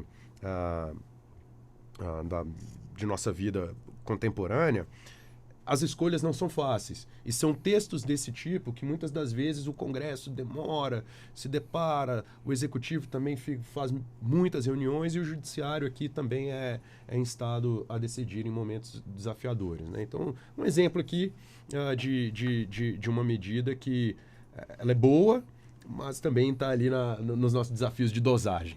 Perfeito. Doutor Felipe, o senhor gostaria também de pontuar algum detalhe que foi posto aqui na mesa? Eu acredito que esses canais de denúncia eles são muito, muito importantes, muito relevantes. E uma questão que não é muito bem definida na lei, mas precisava eventualmente ser tratada, é a necessidade de que eventualmente esses casos de denúncia eles não estejam restritos a uma avaliação por uma máquina ou uma definição automática ali do resultado. Dependendo da situação, é importante que você tenha pessoas avaliando essas denúncias e endereçando ali eventualmente o melhor resultado. Isso é um problema que a gente tem, o Dr. Frank sabe muito bem, muitas vezes os atendimentos são totalmente geridos por máquinas e às vezes as peculiaridades ali, as entrelinhas não são muito bem analisadas. Por isso, complementando esse ponto, eu acho que seria importante, tal como é tratado no projeto de lei que regulamenta as apostas de cota fixa e jogos de cassino online, que determina a necessidade ali de que tenha um serviço de atendimento ao consumidor com pessoas reais, fluentes em português. É importante também que esses jogos eletrônicos nos canais de denúncia sejam tratados pelo menos em questões mais sensíveis por pessoas. A palavra cassino, doutor Felipe, quer dizer, é uma palavra normal, simples, comum, que em décadas aqui no nosso país era utilizada, empregada sem nenhum tipo de problema. E a sensação que a gente tem quando se fala cassino é algo assim ilegal, imoral e que pode realmente acabar com a família, enfim. Quer dizer, associando a palavra cassino com o que nós estamos aqui, de certa forma, debatendo. ainda precisa debater bastante para desmistificar realmente aí as pessoas que ainda pensam em associar, portanto, essa palavra com, enfim, com o que não é bom, quando a realidade que está sendo colocado aqui é algo totalmente diferente, até porque também nos países aí democráticos, a gente verifica, portanto, aí os cassinos funcionando tranquilamente, aqui perto do Brasil, na Argentina, me parece no Uruguai, no Paraguai, não tem problema algum, mas aqui ainda soa, portanto, como algo, como se fosse um pecado. Como é que o senhor vê também esse aspecto? Walter, é muito interessante. Você sabe por que os cassinos foram proibidos no Brasil? Conta para nós. Lá em 1946, o presidente Marechal Eurico Gaspar Dutra, muito influenciado ali por camadas mais conservadoras da sociedade, principalmente uma influência religiosa, optou do dia para a noite para proibir os cassinos no Brasil, que eram extremamente rentáveis, traziam um turismo muito forte, atrações internacionais. A Marilyn Monroe, muito famosa, se apresentou no Cassino da Urca, na década de 40. Foi proibido do dia para a noite. E isso muito por uma influência além do nosso Estado laico. Existem debates sobre a recepção ou não dessa proibição aos cassinos na Constituição de 1988. Se eu não me engano, existe até esse debate ocorrendo no próprio STF. Mas na Lei de Contravenções Penais, onde existe essa proibição aos cassinos, está no capítulo de contravenções não é o termo ideal, tem o termo específico, mas como se fosse contravenções à moral e aos bons costumes. E porque existe aquele estigma histórico, né, muitas vezes mostrado em filmes, de que os cassinos são um antro de crime organizado, de prostituição, de tráfico de drogas. Isso é uma questão que, vou até utilizar uma expressão do Dr. Brenner, caiu por terra. E caiu por terra há muitos anos. O cassino é passível de lavagem de dinheiro. Não, é muito bem fiscalizado, muito bem controlado. A gente pode olhar em outros ordenamentos jurídicos, em outros países, que esse setor, se bem regulado, se bem fiscalizado, ele é extremamente transparente, extremamente honesto, dentro ali dos critérios definidos pelo poder público e pela regulação, muitas vezes pela autorregulação. E esse debate é um debate que ficou na década de 50, se o cassino tem estigma. Isso é um debate assim muitas vezes muito restrito ao Brasil. Países próximos, como bendito Argentina, Uruguai, Paraguai, tem a operação de cassinos legal, regulamentada, muitas vezes muito bem fiscalizada. Nos Estados Unidos a gente vê um impacto dos cassinos físicos, dos jogos de fortuna, né, vulgarmente conhecidos como jogos de azar físicos. A gente vê, como citado pelo Dr. Sérgio, Macau, que é uma cidade extremamente desenvolvida e com boa parte do seu produto interno voltado decorrente desses jogos. A gente tem esse preconceito, muitas vezes um preconceito difundido com cassinos, com os jogos de azar, coloco aqui entre aspas, por questões que ultrapassam, como eu disse, ultrapassam o nosso Estado laico e ficaram para trás. A gente tem que entender que toda atividade que é proibida, mas é amplamente consumida pela população, deve ser bem tratada pelo poder público, porque ali você pode extrair os benefícios dessa atividade e afastar os eventuais malefícios. A gente está falando, por exemplo, aqui do jogo compulsivo, potencialmente patológico, que é apresentado no CID-11, mas isso é uma pequena parcela da população. E, em geral, são públicos específicos que a gente, Dr. Brenner pode dizer muito melhor do que eu, toda atividade que gera dopamina, que descarrega dopamina no corpo, é potencialmente viciante. Os jogos mexem com dopamina, então sempre vai ter, como qualquer outra atividade, sempre vai ter uma população ali que tem um certo transtorno de comportamento, tem problemas, Mas isso pode ser muito bem endereçado pelo poder público, destinando políticas públicas, destinando uma atenção especial a essa população, mas a gente não pode pegar uma pequena parcela e tratar como um todo. A gente pode cuidar dessas pessoas que estão sob o risco, mas permitir a exploração dessas atividades no Brasil, como a de jogos de azar, né, e de cassinos, e extrair os tantos benefícios que a gente tem, como, por exemplo, aumento da arrecadação, aumento das vagas de emprego, desenvolvimento de regiões com poucas alternativas econômicas. Quando a gente fala de cassino aqui no Brasil, as pessoas imaginam que vai ser possível a instalação de inúmeros estabelecimentos sem qualquer critério, sem qualquer definição, mas o substitutivo ao projeto de lei 442 de 1991, que atualmente está pendente de votação no Senado, ele define critérios bem estritos para a instalação de cassinos no país, com um número reduzido, e são cassinos que não vão ser instalados, por exemplo, no centro da cidade. Serão escolhidos lugares onde o poder público olha e fala assim, aqui a gente não consegue, por exemplo, instalar um shopping no lugar do cassino, não vai ter movimento.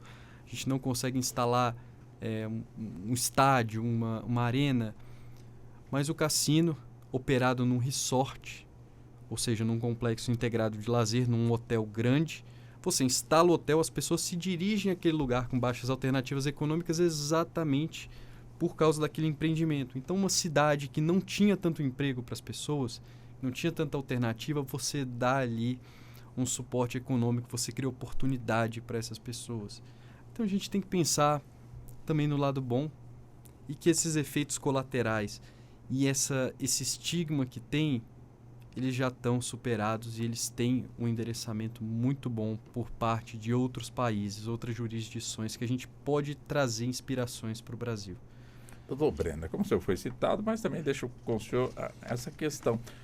Tem como resgatar a pessoa que de alguma forma fica nessa dependência dos jogos, já que estamos falando aqui dos jogos eletrônicos, tem como resgatar essas pessoas no campo da psicologia? Sim, tem muita esperança nesse lugar aí, né?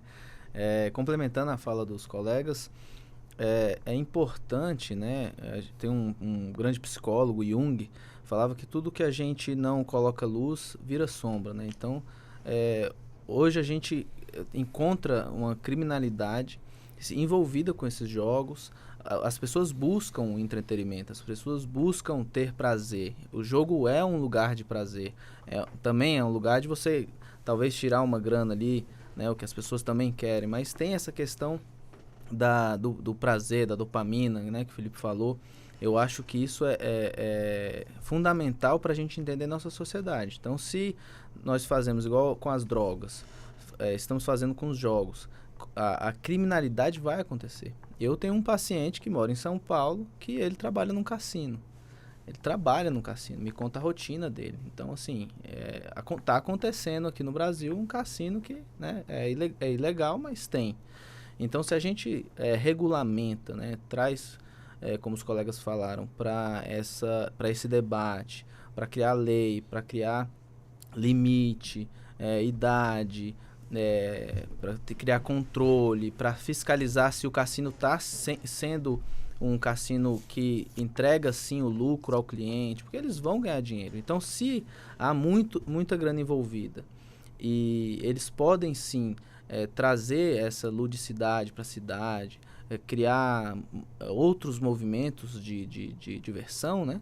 Eu acho que é importante ter essa regulamentação. Outro ponto também que eu acho que os colegas falaram foi a questão dos jogos serem importantes para nós, né, em termos de sociedade, e a gente pensar no ponto de vista da segurança pública, por exemplo, né, que o Frank falou. Como que esse indivíduo que está ali aliciando uma jovem, às vezes, né, pedindo, xingando, fazendo um cyberbullying, se ele vai ter se esse usuário, se essa jovem vai ter como ir na delegacia e registrar um boletim de ocorrência e se sentir segura, né? Eu acho que isso é um debate importante. Não sei se no Marcos estão discutindo essas questões, mas o usuário tem que se sentir seguro para participar daquele jogo, né? E respondendo a sua pergunta, acho que sim, quando a gente tem pacientes que têm esse vício, né, é uma questão de saúde, não é uma questão de criminalizar. A pessoa ali é porque é vagabunda, é um criminoso porque está jogando, está viciado. Não. Vamos trazer a saúde pública, né, com essa fundamentação para cuidar dela. Então, se a gente acompanha, mostra que o mundo também tem outros recursos, com certeza tem saúde aí, tem muita saúde. Doutor Felipe? Doutor Brenner, eu tenho uma pergunta. Nesse caso dos jogos eletrônicos, do videogame, a gente tem os atletas, né, de esportes. Como a psicologia diferencia, por exemplo, um atleta, um cyberatleta em preparação, em treinamento, ou em preparação até para entrar na indústria, de um jogador que está sofrendo de um transtorno de comportamento, por exemplo? Acho que o primeiro ponto seria a sociabilização desse atleta, né? Se ele está fazendo isso como uma profissão, se ele se ele busca outros recursos na sociedade para se desenvolver como um atleta de esportes, e se ele não fica apenas em volta desse mundo. É claro que quando a gente vê uma preparação de um jogador, você citou aí do Counter-Strike, tem 12, 13 horas que ele fica ali se preparando, né, montando a equipe. Nós, brasileiros, sabemos que teve uma época de ouro aí do Counter-Strike por conta das lan houses, né, as pessoas se juntavam, então isso foi aperfeiçoando. Eu acho que se ter a noção de comunidade, se vê aquilo como uma profissão e tem aquele preparo mental, né, como um atleta de alta performance, eu acho que ele se diferencia desse viciado, né? Eu estou usando um termo pejorativo, né? Desse jogador que está num momento danoso. Mas há atletas também que sofrem disso, né? A gente vê nos outros esportes também, em tênis, em ginástica olímpica, na questão, né, recentemente na Olimpíada aí, vimos um atleta que estava se esgotando também por conta dessa cobrança, né? Então, o próprio atleta, ele pode ter ali em algum nível de desgaste, que ele precisa procurar uma orientação, um psicólogo, né, uma rede de apoio melhor. Então, a nuance pode ser muito pouca, mas tem essas diferenciações. Doutor Santa Cruz, existe no nosso país algum tipo de política que de alguma forma abriga as nossas inteligências neste campo que nós estamos aqui abordando, para que elas não fujam, entre aspas, para outros países que lhes dão, portanto, aí todo um amparo legal para que ela ali desenvolvam programas para que ajudem, portanto, aquele país a crescer nessa tecnologia? Aqui no Brasil, nós temos esse cuidado? Walter, como as várias questões está levantando, uma questão importantíssima. A gente está falando da fuga de cérebro, né? Sim. E daí, a CAP, o CNPq, nos seus programas de pós-graduação, seja mestrado, doutorado sanduíche no exterior, quando ele financia um pesquisador, existe ali um compromisso desse pesquisador retornar ao país, né? Retornar com o conhecimento adquirido, para que possa fomentar novas cabeças pensantes. E se ele não retorna, ele tem que indenizar o Estado por não retornar. Agora, veja que nós estamos falando de mercados extremamente competitivos. Então, você tem indústrias poderosíssimas, muitas vezes indústrias que o faturamento da indústria é maior do que o PIB de alguns países, e que sim, ele simplesmente faz a cooptação daquele pesquisador, paga a indenização e dá uma qualidade de pesquisa e de continuidade de trabalho que esse pesquisador, ao retornar, ele não conseguiria encontrar no país. Então, esse é um grande desafio, e mais, com a ampliação e a capilarização da rede, a pessoa nem precisa sair do país. Ela é cooptada, ela está dentro do país, trabalhando, operando para uma empresa multinacional que está sediada em qualquer outro local.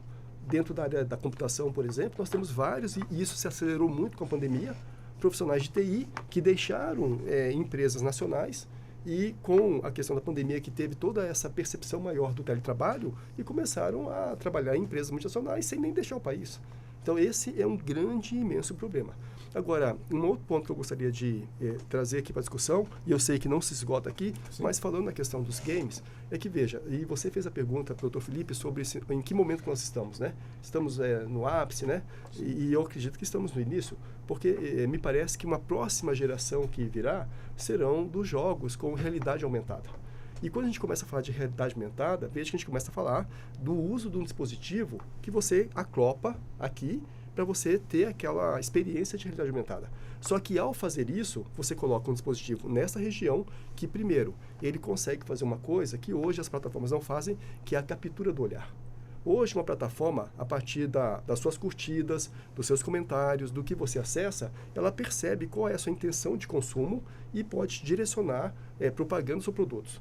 A partir do momento que você tem um dispositivo acoplado aqui, ele consegue capturar um óculos de realidade aumentada, por exemplo. Né? Ele consegue fazer a captura do seu olhar, para onde você está olhando, por quanto tempo que você fixa o olhar. Mas mais do que isso, né? E aí é o objeto de pesquisa que a gente executa no doutorado. Se o equipamento está aqui, existe já produtos que fazem o que nós chamamos de coleta da ideação mental. A ideação mental são os primeiros impulsos de pensamento. Nesse sentido, na Europa, já existe legislação dentro de um tema chamado Neurolaw, que proíbe tecnologias fazerem a coleta de ideação mental, para proteger uma série de questões, da privacidade, né? Então, veja que a indústria do game, ela acaba também dialogando com esses outros elementos, porque me parece que natural, numa próxima evolução, você ter cada vez mais experiências mais reais dentro dos games. E muitas vezes essas experiências mais reais vai te levar a acoplar algum equipamento aqui que desencadeia esses outros elementos. Então veja que nós temos assim um campo imenso de debate, de saberes a serem aprendidos, compartilhados sobre essas questões. Gente, é uma pena, quer dizer, o assunto está tão bom. Mas vamos fazer o seguinte, eu vou conceder 4 minutos para cada um dos senhores, para que fiquem à vontade nos 4 minutos. De repente eu não tive a competência suficiente para levantar um assunto que os senhores de repente querem colocar também aqui como ponto inicial para um próximo debate. Eu começo com o senhor, doutor Sérgio. 4 minutos para o senhor. Muito obrigado, Walter. Eu creio que essa foi mais uma mesa de uma grande oportunidade dessa indústria e de outras indústrias que caminham lateralmente aqui se expressarem. Tem muitos temas ainda para a gente debater como sociedade, mesmo além dos parlamentares, para formar a opinião também dos tomadores de decisão. Isso a gente está falando de um projeto de lei específico, mas existem outros. Por exemplo, um projeto de lei que hoje trata de direitos de crianças em ambientes digitais e que trata, por exemplo, dessas caixas de recompensa. Ele trouxe uma solução para essas caixas de recompensa, que eu até acho que me dissocio um pouco da abordagem colocada pelo meu colega Felipe, porque ele coloca de modo taxativo que, para os efeitos da lei, uma loot box oferecida em jogos eletrônicos são vedadas e consideradas jogos de azar. Eu acho que essa solução é uma solução que ela escapa ao debate, simplesmente proíbe algo que existe em boa parte dessa indústria.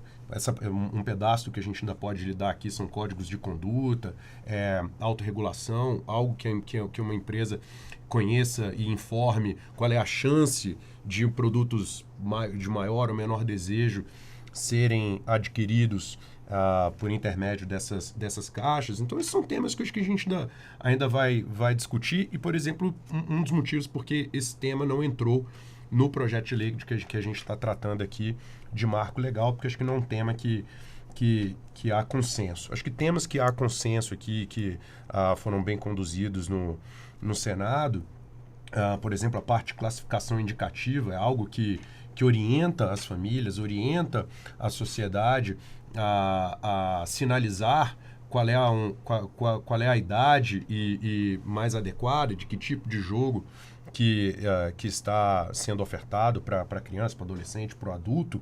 E uma das novidades que esse texto traz, isso já existia na Europa, ele sinaliza, por exemplo, quando há transações financeiras, microtransações financeiras. São essas compras que podem ser pequenas ou maiores, se avolumar, em que a gente compra um item novo do jogo, se é no esporte, vai lá, compra a chuteira mais nova do Neymar, a camisa mais nova do jogador da NBA, camisa nova do Botafogo. Do Flamengo.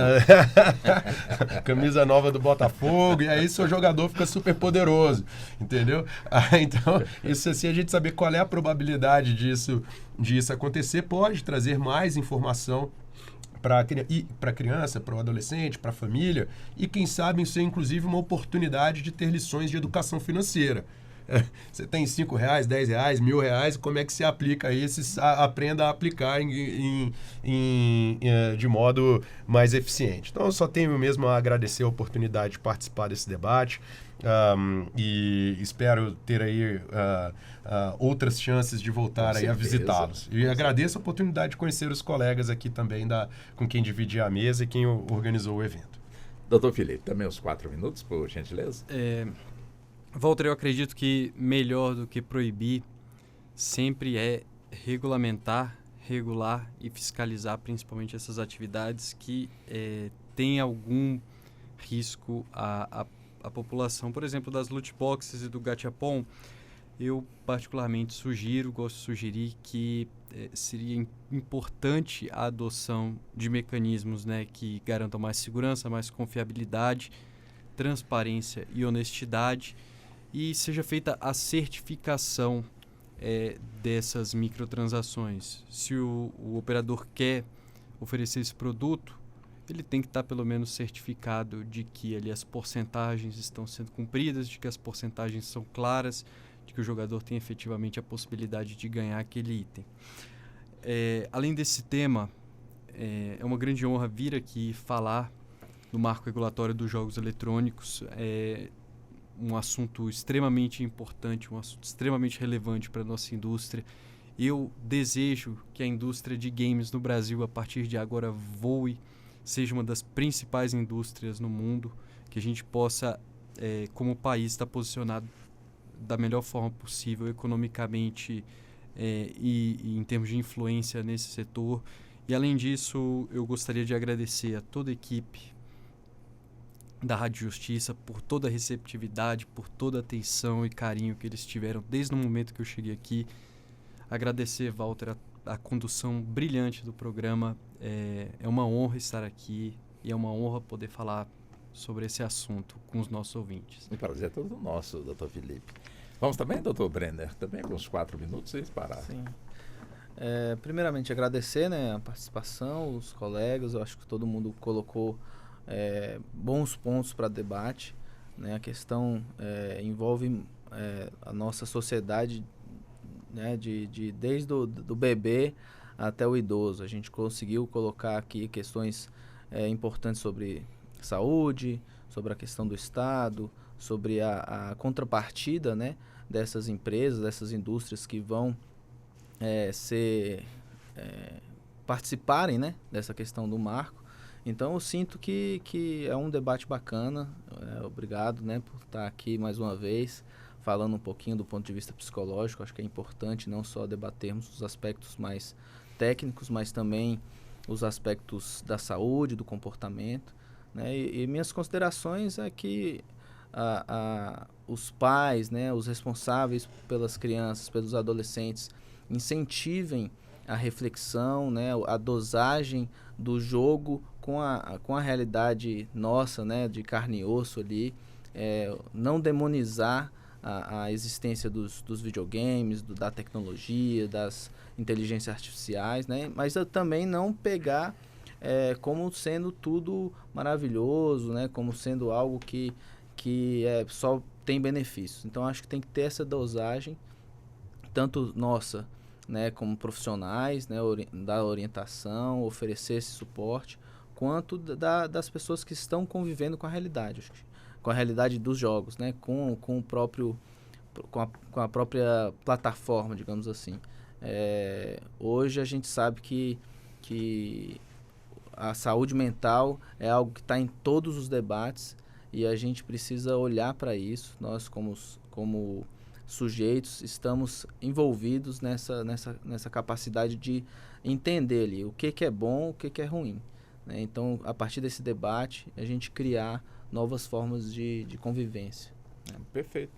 Doutor Frank Santa Cruz, vamos também com os 4 minutos, por favor, para as considerações finais. Walter, inicialmente eu agradeço o convite, né? Dou parabéns pela condução da mesa. Para mim é um grande prazer e honra poder debater o tema aqui com os colegas que brilhantemente trouxeram temas relevantes Quero parabenizar também a equipe que está aí na organização, todo o carinho que nos recebe aqui na Rádio Justiça e falar que nós estamos aqui conversando sobre um tema de grande relevância para o país. A indústria do game é um grande mercado, né? Talvez dos mercados, como aqui foi colocado, que mais cresce no mundo.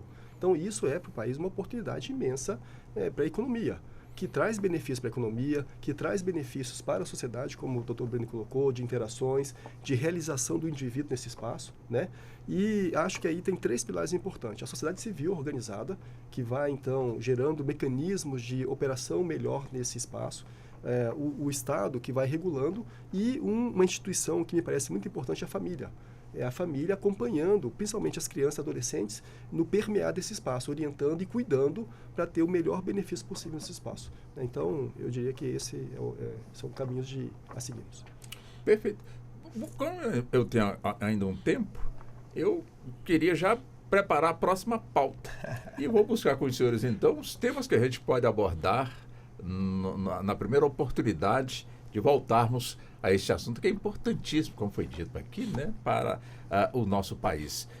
Qual seria a sugestão do senhor, doutor Sérgio? O que ainda precisamos avançar no debate para que a população fique mais esclarecida em relação a essa questão? Acho que a gente pode, numa próxima oportunidade, trazer aqui representantes que também não são de área jurídica, mas que representam essa indústria. Eles têm números que são realmente bastante expressivos, que sabem posicionar e se esforçaram muito para orientar os parlamentares e passar o recado de volta para a sua própria comunidade, né? Então, todo mundo que liderou esse debate, acho que é importante trazê-los aqui, inclusive para analisar os efeitos. Afinal de contas, o texto ainda volta à Câmara, né? Ainda não é um texto que foi aprovado. Acho que isso é importante. E a gente aqui buscou dar luz ao tema do mercado de jogos eletrônicos, de videogames, vamos falar assim, mas a gente citou mais um montão de temas. Talvez en passant a gente citou um pouco mais também dos jogos de fortuna. A gente falou um pouco aqui de cassinos, por que não? O tema está na pauta do STF, está na pauta também do Congresso, e existem diferentes modelos regulatórios possíveis para isso. Citou-se aqui um que é num espaço geográfico, tem outros modelos diferentes de diferentes países, todos eles sempre pensando em entretenimento, claro, mas em desenvolvimento econômico também. Então isso são assuntos que eu acho que falando aqui agora pelo nome da comissão, e existem outros, os temas de jogos de fantasia, de apostas esportivas, todos esses aí também tem muitas pessoas, uma indústria muito grande que está chegando aqui no Brasil e crescendo aí, que acho que ainda tem de conhecer o prédio da STF. Perfeito. Doutor Felipe, vamos também ajudar a fazer a próxima pauta? Em brevíssima sugestão, o tema apostas de cota fixa, ultimamente aprovado pelo Congresso, que daí decorre a Lei 14.790, é um tema de extrema importância para ser debatido nos dias de hoje. Perfeito. Deixar o seu por último, doutor Brenner. Doutor Santa Cruz. Olha, Walter, eu acho que um tema que dialoga com a mesa aqui, da questão dos games, né?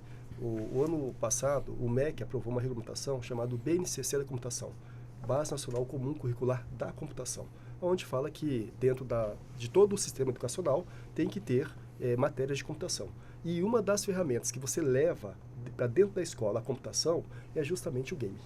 Então, talvez trazer professores que estão dialogando, enfrentando esse desafio de levar o game para dentro da escola como uma ferramenta de formação, possa contribuir muito na reflexão pelo prisma dos professores que estão em sala de aula, no ensino fundamental, ensino básico. Doutor Brenner. Bom, concordo com os colegas, né? São temas importantes. Eu acho que a questão dos apostas esportivas relevante, né? A gente desmistificar, né? Tirar dessa sombra esse tema. Também gosto da inteligência artificial, falarmos sobre isso, né? Acho que a sociedade civil está com medo, né? Tem um pavoro aí sobre essa questão de como que vai ficar os empregos, né, como que a gente pode lidar com essa presença agora real, né, da inteligência artificial. Acho que seria bacana. Muito bem. Doutor Brenner, foi um prazer, um privilégio tê-lo aqui no nosso estúdio. Agradeço muito a gentileza da atenção do senhor com a nossa emissora. Obrigado, prazer foi meu. Doutor Felipe, da mesma forma também, foi um privilégio também receber o senhor aqui nos estúdios, entrevistá-lo, promover, portanto, esse debate, realmente muito profícuo. Muito obrigado ao senhor pela atenção com a nossa emissora. Muito obrigado. Eu que agradeço e tenho só a parabenizar vocês por tudo isso. Muito obrigado. Programa incrível. Muito obrigado. Doutor Sérgio, da mesma forma, foi um privilégio também receber o senhor aqui nos estúdios. Muito obrigado pela atenção com a nossa emissora. Obrigado, Walter. O convite aqui é um chamado, né? Então, estarei sempre aqui que receber. Obrigado. Doutor Frank Santa Cruz, também da mesma forma, também um privilégio receber o senhor aqui nos nossos estúdios. Walter, agradeço o convite, me sinto honrado e parabenizo também pelo programa. Muito obrigado. Pois bem, e assim chegamos ao fim da edição de hoje do nosso Justiça na Tarde Debate, programa que contou aqui com as participações e as presenças dos nossos convidados, Dr. Sérgio Garcia Alves, que é advogado de Tecnologia e Regulação, presidente da Comissão de Direito dos Jogos da OAB-DF, mestre em Direito e Tecnologia pela Universidade da Califórnia, mestre em Regulação pela Universidade de Brasília. Também o Dr. Felipe Sena, advogado especialista em Direito de Jogos. Dr. Brenner Garcia, ele que é psicólogo, neuropsicólogo e especialista em depressão e ansiedade. Também ao Dr. Frank Ned Santa Cruz, advogado especializado em Direito Digital e Constitucional, professor universitário na UNB, doutorando em Filosofia da Mente, mestrado em Inteligência Artificial e Gestão de Risco. Sou Walter Lima, fiz a condução aqui do nosso debate, que teve a produção da Ana Cláudia Possati, trabalhos técnicos do David Lima e a coordenação de jornalismo de Marcela Luiza. Muito obrigado, boa tarde, até o nosso próximo encontro. Até lá. A Rádio Justiça apresentou Justiça na Tarde. Secretaria de Comunicação Social, Supremo Tribunal Federal.